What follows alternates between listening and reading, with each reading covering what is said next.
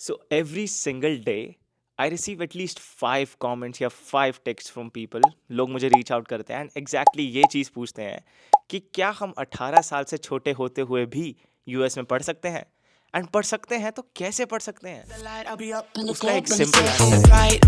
I'll be fucked up for the night, pouring it up and dance to the vibe. I know if I ever see the light, I'll be up in the club and it's all alright. My apologies, मैंने आपको suspense में ही छोड़ दिया था। तो उस question का clear and simple answer is कि हाँ, आप यूएस में 18 साल से छोटी उम्र में पढ़ सकते हैं, लेकिन कैसे पढ़ सकते हैं, आइए आज उसको डिस्कस करते हैं। ओके, सो सबसे पहले आपको ये समझना है कि there are 2 different type of applicants. पहले एप्लीकेंट होंगे K-12 एजुकेशन के, एंड दूसरे टाइप ऑफ एप्लीकेंट्स होंगे कॉलेज एडमिशन्स वाले। तो K-12 एजुकेशन क्या होती है? K-12 education is basically the schooling system, जिसको यहाँ पे बोलते हैं वो किंडरगार्टन टू 12th स्टैंडर्ड को K-12 एजुकेशन बोल देते हैं ये लोग। एंड हमारे यहाँ पे जो 12th तक होता है इट इज़ सिमिलर, बट यहाँ पे हाई स्कूल में 9th 10th 11th 12th included होता है, and they call it freshman, sophomore, junior and senior year. India में बस उसको हम 9th 10th 11th 12th बोल देते हैं। That's the only difference, not the only, there are a few differences, but आपको सिर्फ इतना सा समझना है कि क्या आप K-12 एजुकेशन के लिए आ रहे हैं या फिर आप कॉलेज एजुकेशन के लिए एम कर रहे हैं। चलिए सबसे पहले K-12 एजुकेशन के जो एप्लीकेंट्स हैं उनके बारे में थोड़ा सा डिस्कस कर लेते हैं। तो मान लीजिए आप इंडिया में अभी 9th या 10th स्टैंडर्ड में हैं, एंड आप 11th और 12th स्टैंडर्ड जो अपना है वो यूएस में कंप्लीट करना चाहते हैं। तो उसका प्रोसीजर कैसे रहता है वो थोड़ा सा डिस्कस कर लेते हैं। पहले तो सबसे पहले जो हम डिस्कस करेंगे that is going to be qualifications, कि क्वालिफिकेशंस क्या होंगी आपकी। जो वीज़ा है that would be F1 visa in that case as well, क्योंकि एजुकेशनल वीज़ा की जो कैटेगरीज होती हैं वो F1 होता है, या फिर एक्सचेंज प्रोग्राम या फिर छोटे प्रोग्राम्स जो होते हैं वो J1 प्रोग्राम्स होते हैं। तो अगर आप, हो सकता है अगर एक ही साल के लिए आ रहे हैं तो मे बी वो आपको J1 के अंदर डाल दें, लेकिन यूजुअली आप अगर स्टूडेंट हैं तो आपको F1 कैटेगरी के अंडर कैटेगराइज किया जाएगा। तो naturally there are 2 different types of high schools, या तो प्राइवेट हाई स्कूल होगा या पब्लिक हाई स्कूल होगा। दोनों ही K-12 एजुकेशन होंगे, but it is just going to be private और public. Public high schools usually don't take international students जो कि 18 ईयर्स से अंडर हैं, एंड लॉजिकली सोचा जाए तो 18 ईयर्स से अंडर ही होते हैं मैक्सिमम एप्लीकेंट्स जो स्कूलिंग के लिए अप्लाई करते हैं, राइट? तो although they use the word usually, but I haven't seen an exception, तो इसीलिए आई वुड से कि पब्लिक स्कूल्स के लिए आप एम ही मत करिए। अगर आपको स्कूलिंग करनी है तो आप डायरेक्टली प्राइवेट K-12 जो एजुकेशन वाले स्कूल्स होते हैं उनके लिए एम कीजिए। पर मेन कैच इस चीज़ में क्या है, ये तो मैंने बताया ही नहीं अभी तक। अब अगर ये इतना ही आसान होता तो हर एक बंदा यहाँ से आके हाई स्कूलिंग कर लेता, राइट? पहली चीज़ तो कि मोस्ट ऑफ द केसेस में इंटरनेशनल स्टूडेंट्स की tuition fee would be a little extra, क्योंकि वो नॉन इमिग्रेंट स्टेटस पे हैं। बिसाइड्स दैट एक important detail to be noted is कि 99.99999% केसेस जो होते हैं उसमें there is a guardian required for you, और there is a person required for you who is present in the states and can be responsible for you. It doesn't have to be a guardian, but there has to be a person who is responsible for you, which is basically the definition of a guardian. But ये लोग इसको different different बोलते हैं, तो मैंने आपको different बता दिया। तो हाँ, अगर आपको यूएस में हाई स्कूल करना है तो 99 पॉइंट वही सेम जो मैंने अभी बोला, उतने केसेस में आपको गार्डियन चाहिए ही होगा। और ये जो मैंने 0.00001 क्यों हटाया है वो इसलिए क्योंकि हमेशा भी जब भी आप ऑनलाइन इन चीज़ों के बारे में सर्च करोगे ना तो आपको एक ही चीज़ दिखेगी कि usually they require a guardian. अब भाई यूजुअली वाली बात बोल के आप सारे केसेस में तो रिजेक्ट ही कर देते हो। लाइक मेरे एक्सपीरियंस के हिसाब से भी जितने भी मैंने एप्लीकेंट्स देखे हैं, I have never ever seen a person जो बिना गार्डियन के 16-17 साल की उम्र में यूएस में आके पढ़ रहा है for high schooling, not college. Okay, तो अभी तक की मैं आपको एक क्विक समरी दे देता हूँ। हमें ये चीज़ क्लियर हो चुकी है कि we need a guardian in the US, right? So find someone who can take care of you, और if you have family in the US, very good, बहुत सही रहेगा आपके लिए।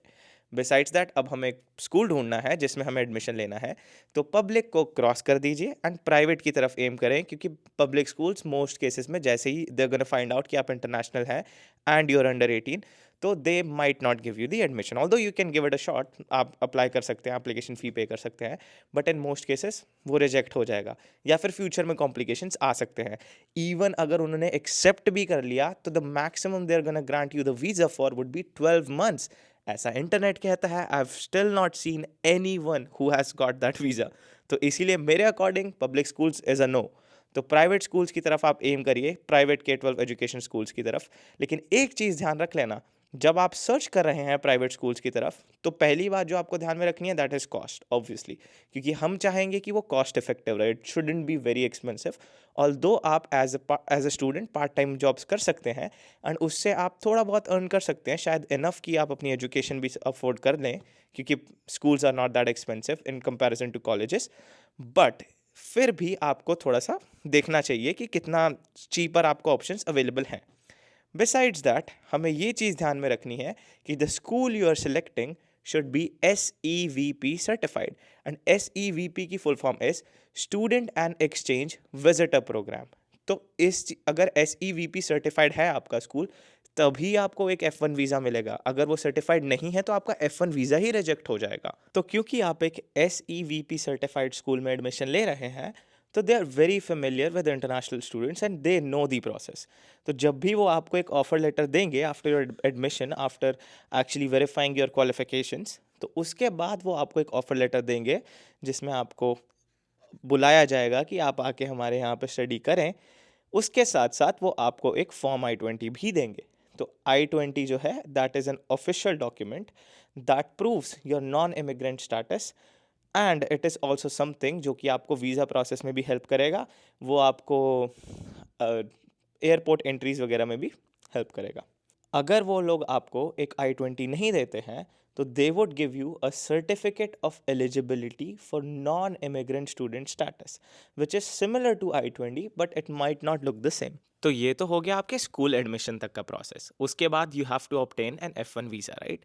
तो F1 वीज़ा अप्लाई करने के लिए आपको I-20 तो चाहिए, जो कि मैं पहले मेंशन कर चुका हूँ।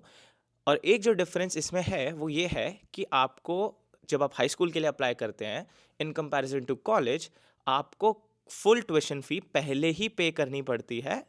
मोस्ट केसेस में वो आपको रिक्वायर करते हैं कि आप ट्यूशन फ़ी फॉरवर्ड पहले ही पे करके रखें एंड देन आप अप्लाई करें फॉर एन F1 वीज़ा। कई स्कूल्स हो सकता है आपको कहें कि आप आने के बाद फ़ी पे करें, बट ज़्यादातर केसेस में ऐसा ही होता है कि आपको फ़ीस पहले पे करनी पड़ती है। उसके अलावा आपको पे करना पड़ता है I-901 सर्विस फ़ी, जो कि होती है US गवर्नमेंट की, US इमिग्रेशन की फ़ीस। तो उसकी कॉस्ट होती है अराउंड $350।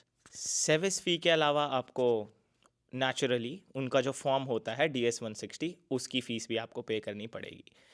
यही होता है process till obtaining the US visa, and उसमें आपका इंटरव्यू भी हो सकता है। एक्चुअली कोइंसिडेंटली जब मेरा इंटरव्यू हुआ था, तो मेरे जस्ट आगे जो एप्लीकेंट था, he was also for high school, and उसका वीज़ा एक्चुअली रिजेक्ट हुआ था। But the reason behind that was कि क्योंकि उसको लिटरली कुछ भी नहीं पता था। उन्होंने पूछा ऑफिसर ने कि आपको क्यों जाना है, and he couldn't answer that. The only reason he could give was मेरी बहन रहती है, that's it. Why would he give you a visa, right? आप एक नॉन इमिग्रेंट स्टेटस पे जा रहे हैं, आपका मोटिव होना चाहिए, there should be a strong motive for you to study over there, right? लेकिन he couldn't explain it, so his visa got rejected. F1 status के अलावा मैंने आपको ये भी बोला ना कि J1 में भी कभी कभी आपको कैटेगराइज कर दिया जा सकता है। J1 जो वीज़ा होते हैं वो यूजुअली एक्सचेंज प्रोग्राम्स के लिए होते हैं, या फिर कल्चरल प्रोग्राम्स जो होते हैं, जो कि जैसे मान लो आप किसी स्कूल में ऑलरेडी हो एंड वो स्कूल आपको भेज रहा है for 6 months, for 7 months, 12 months एक एक्सचेंज प्रोग्राम में, जो कि आपको कल्चरली इमर्स करेगा ग्लोबल एनवायरनमेंट्स में। तो उन सब के लिए J1 वीज़ा होता है, जिसका process is also similar, it's just a different category of visa. Another thing, ये सारी फीस जो आप पे कर रहे हैं, like service fee, DS-160 fee, all these fees, इसके अलावा भी there are required documents, like आपका पासपोर्ट, आपका फाइनेंशियल प्रूफ, आपके जो गार्डियन है उनका प्रूफ कि वो गार्डियनशिप ले लेंगे, एक लीगल डॉक्यूमेंट बनवाना पड़ेगा आपको।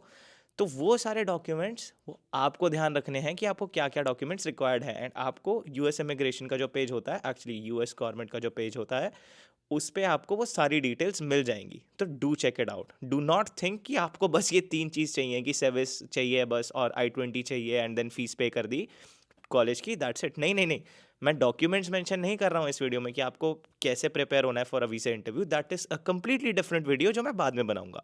बट अभी के लिए मैं आपको सिर्फ इसलिए प्रिपेयर कर रहा था कि अप्लाई करने से पहले आपको क्या चीज़ें ज़रूरी हैं होनी। तो K-12 के एप्लीकेंट्स की तो बहुत बात हो गई है, एंड अब कॉलेज एप्लीकेंट्स की तरफ मुझे लगता है मुझे बढ़ जाना चाहिए।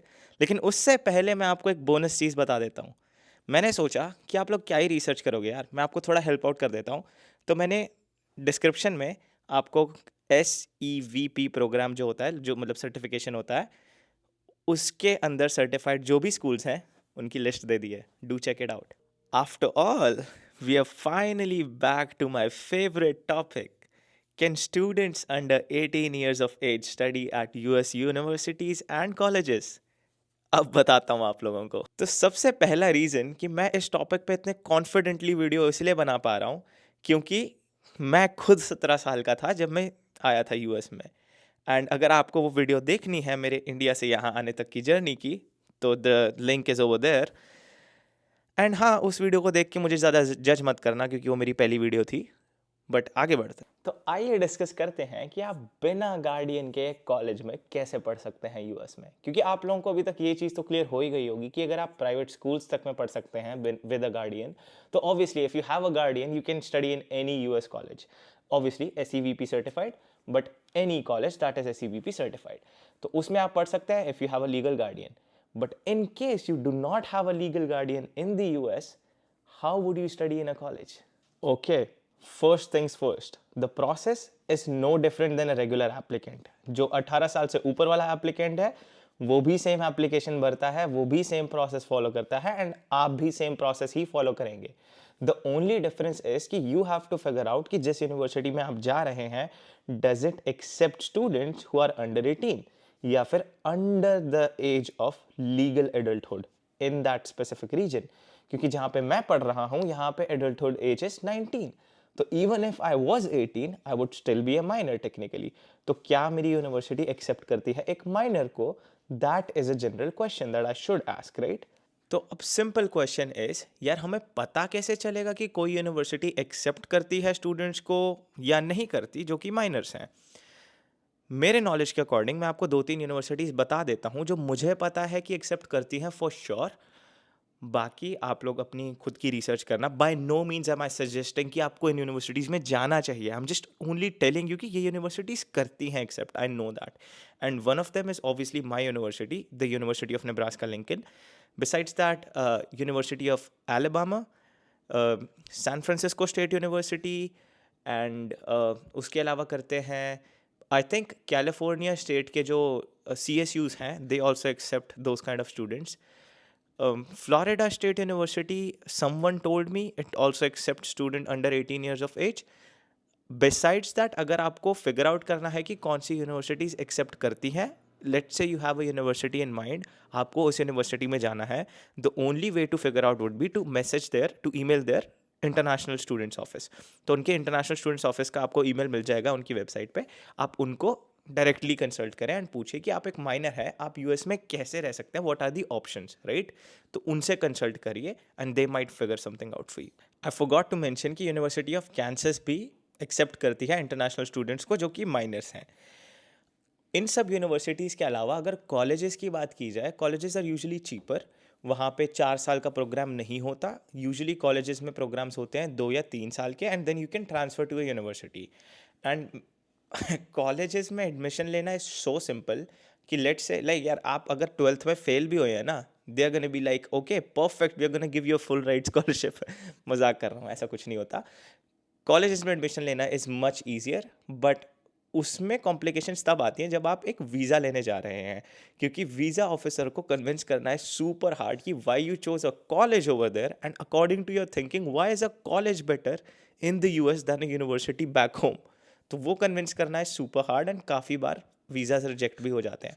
इफ़ यू बिलीव कि आप कन्विंस कर सकते हैं and there is a good chance कि आपका वीज़ा अप्रूव हो जाए, go ahead and do that, क्योंकि कॉलेजेस में तो आपको एडमिशन मिल ही जाएगा एंड चीप भी होते हैं। तो do it, but if you are not confident, choose universities, and I would prefer कि आप यूनिवर्सिटीज़ के टूवर्ड्स जाएँ।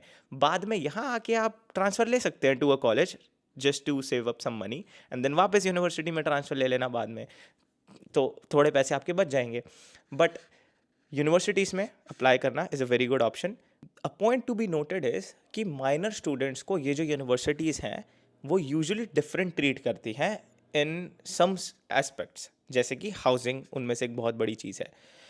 मेरी यूनिवर्सिटी के केस में इफ़ यू आर अंडर 19 तो आप सिर्फ ऑन कैंपस रह सकते हैं, and on campus housing facilities are very expensive. तो जब तक आप 19 टर्न नहीं होते आपको ऑन कैंपस रहना पड़ेगा unless someone takes up your guardianship. And उसके पीछे का कैच क्या है वो मुझे यहाँ आके फिगर आउट हुआ, मुझे पहले पता भी नहीं था. लाइक आपको पता है गार्डियनशिप लेना कितना सिंपल है. Even your friend can take your guardianship. बस उसमें यह है कि थोड़े लीगैलिटीज़ होती है, नोटरी साइंड होना चाहिए, लीगल होता है, थोड़ा सा कोर्ट अप्रूव्ड होना चाहिए और यूनिवर्सिटी अप्रूव्ड होना चाहिए. But if your friend is like 21 years और ओल्डर, आपका फ्रेंड भी आपकी गार्डियनशिप ले सकता है. And if you know someone in the US, like even a friend, not a relative, even a friend who is 21 years of age और older, और if you could find someone trustworthy who is 21 years और older, they can take up your guardianship too. And अगर कोई आपकी guardianship ले रहा है तो आप ऑफ कैंपस रह सकते हो, वो सारी कॉम्प्लिकेशंस ही हट जाएंगी जो माइनर वाली कॉम्प्लिकेशंस होती हैं. But universities like San Francisco State University, University of Alabama, and these kind of universities, they don't care. आप जहाँ मर्जी रहें, आप बस आ जाइए.